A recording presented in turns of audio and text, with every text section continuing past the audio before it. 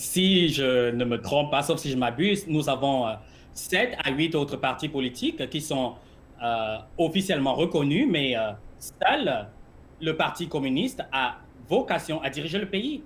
Et ces groupes politiques sont souvent dits démocratiques et ils ont pour vocation à participer à l'administration des affaires chinoises.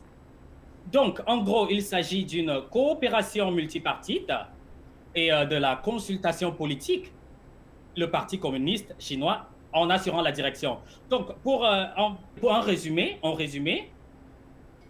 il existe d'autres partis, mais la relation qui les lie, c'est une relation de coopération et les autres partis jouant juste un rôle consultatif. Et je pense que le professeur Ding en dira plus. Le système de supervision existe en Chine depuis, je ne dirais pas depuis millénaires, mais au moins depuis des centaines d'années. En fait, sous l'empire de Chine, sous la dynastie Ming, sous la dynastie Qing, même sous les dynasties antérieures, il existait un système de supervision sur le pouvoir. Tant et si bien que même au moment des Lumières, au XVIIIe siècle, les philosophes français ont apprécié le système chinois. Voltaire, par exemple, disait qu'il faut apprendre auprès du système chinois parce qu'ils ont conçu un système de supervision où les officiels les plus haut placés de la cour impériale sont sous le contrôle, sous la supervision. Et bien sûr, à l'époque, les philosophes des Lumières ne pensaient pas que la démocratie serait une forme idéale de la gouvernance. Donc, ils pensaient que le régime chinois serait un modèle idéal à copier. Donc, c'était ça.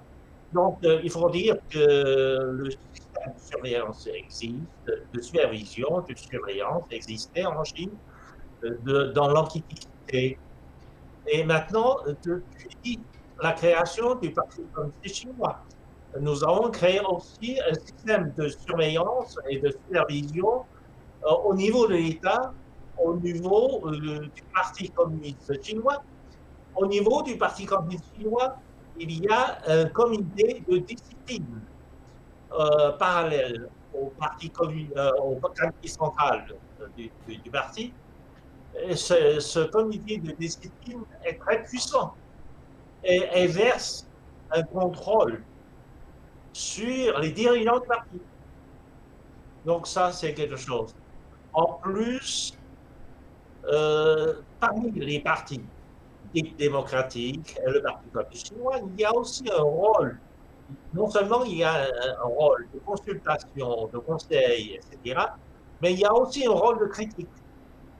Souvent, si une politique publique n'est pas menée correctement, elle ferait l'objet d'une critique de la part des partis politiques, des partis démocratiques, mais aussi de ce qu'on appelle la conférence consultative politique.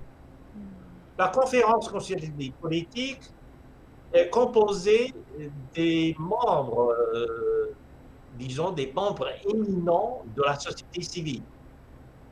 Souvent, ce sont des notables, pour prendre le terme occidental, des notables qui ont une certaine influence dans la société chinoise.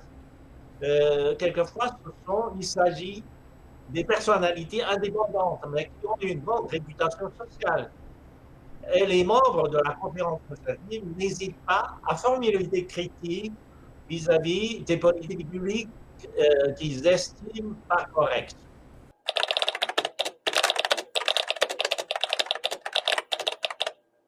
Dans l'opinion publique occidentale, ils disent que la Chine serait dirigée par un parti communiste comme les autres, c'est le communisme, etc. Ils se trompent sur la nature du Parti communiste chinois. Parce que le Parti communiste chinois est dans la lignée des traditions politiques chinoises, millénaires. Sinon, il n'aurait pas réussi aussi facilement sur le terrain chinois. À bien des égards, ils ont surestimé le rôle du multipartisme ou du bipartisme, ou les avantages du multipartisme ou du bipartisme dans le fonctionnement, des institutions publiques. En fait, euh, que ce soit le bipartisme ou le multipartisme, sont nés, ces partis, ces régimes politiques, sont nés d'un hasard de l'histoire. En fait, le bipartisme anglais est né d'une dispute au sein même du Parlement anglais à propos d'un roi, de l'origine d'un roi anglais. Est-ce que James II est catholique ou protestant, etc. C'est tout simplement à cause de ça. Aux États-Unis, le bipartisme est né de la querelle personnelle entre Hamilton et Jefferson, parce que ce sont deux personnalités tellement importantes, etc., qui ont créé autour de ces deux personnalités des forces politiques. Et ça a créé le bipartisme américain. Il ne faut pas oublier que pendant le discours de démission de George Washington, le premier président, il a donné même comme alerte aux élites politiques américaines qu'il ne faut pas jouer le jeu de la politique des partis.